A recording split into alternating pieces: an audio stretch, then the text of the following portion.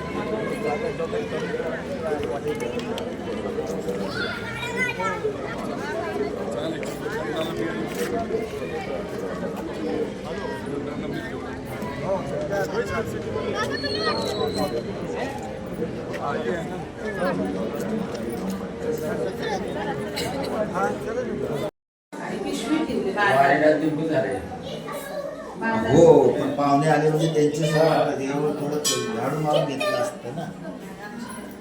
थांबा, तुम्ही पेटून टाकले एकदम कापूर बिपूर थांबा, शिवतारे येतात।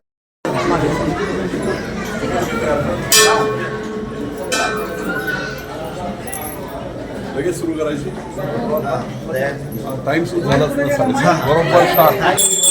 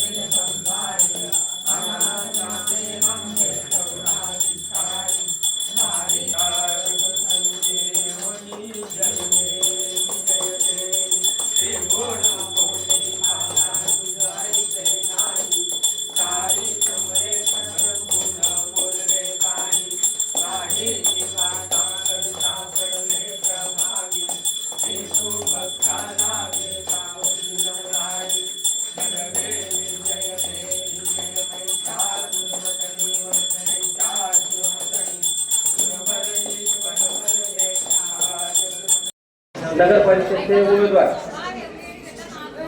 राजू भाऊ भाडाळे आणि माई शारदामाई भाडाळे आणि आपल्या नगराध्यक्ष पदाचे उमेदवार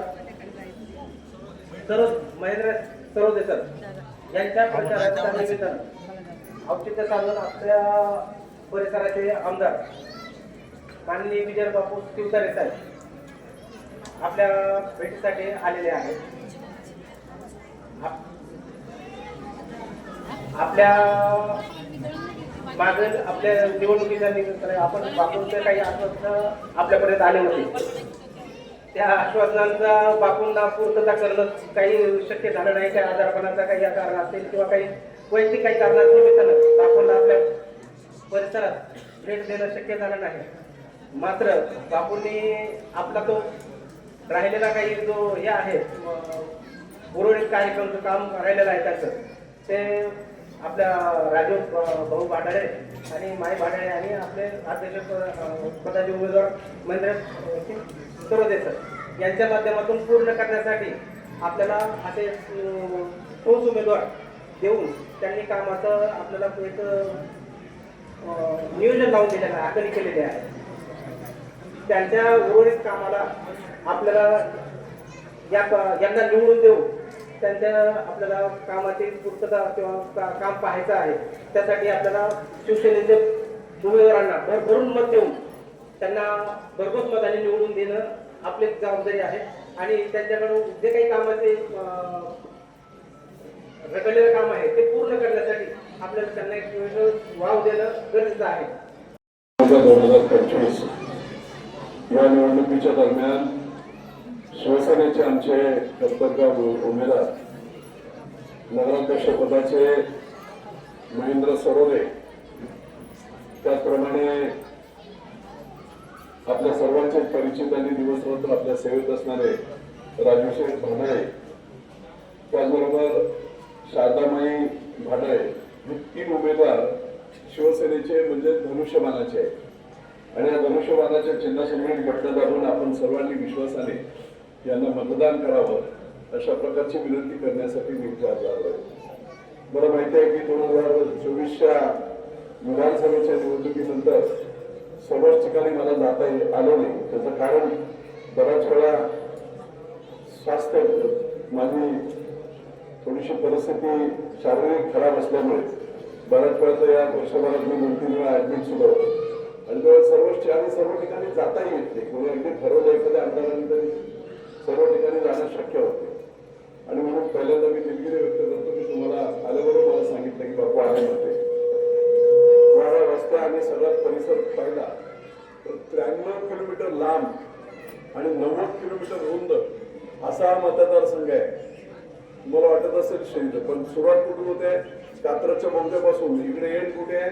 मिरेला. या बाजूला एंड कुठे आहे? सोलापूर रोडला.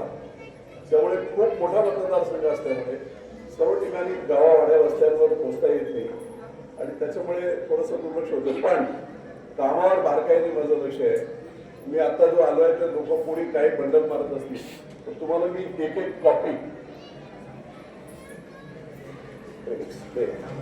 पुणे महानगरपालिकेने जी टेंडर काढली होती त्या टेंडरमध्ये टेंडर नंबर PMC 202114 पूर्वी देवाची येथील आदर्श नगरकडे जाणारा रस्ता विकसित करणे 70,79,930 रुपये हा मंजूर झाला होता. मंजूर झाल्यानंतर आता क्षेत्राचा हे होता. एका बाजूने नगरपालिका सुद्धा झाली, दुसऱ्या बाजूने पुणे महानगरपालिकेतून गावा बाजूला काढली. मग तिकडचे पैसे वापरायचे कसे इकडे? कारण आता पालिका वेगळी झालेली आहे. आणि त्या वादामध्ये बराच वेळ हा सगळा झाल्यानंतर मुख्यमंत्र्यांची बैठक घेतली आणि मुख्यमंत्र्यांची बैठक घेऊन तारीख सांगितली 25/7/2025 म्हणजे 25 जुलै.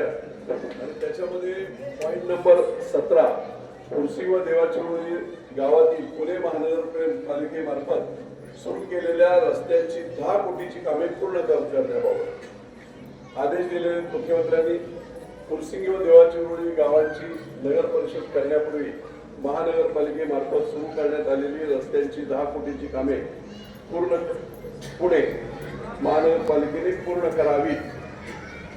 एजन्सी पण पुणे महानगरपालिका. हे दोघे पेपर कोण तुमचा सेक्रेटरी वगैरे कोण हे एक पेपर तुम्हाला देऊन जातो. कोणी बंडल मारते, कोणी काय करते. मुख्यमंत्र्यांनी आदेश दिल्यानंतर आता हे परत हे 10 कोटी 80 लाखाचे रस्ते आहेत. त्यातला तुमचा खिंडीतला रस्ता 70 लाखाचा कॉन्क्रिटीकरण.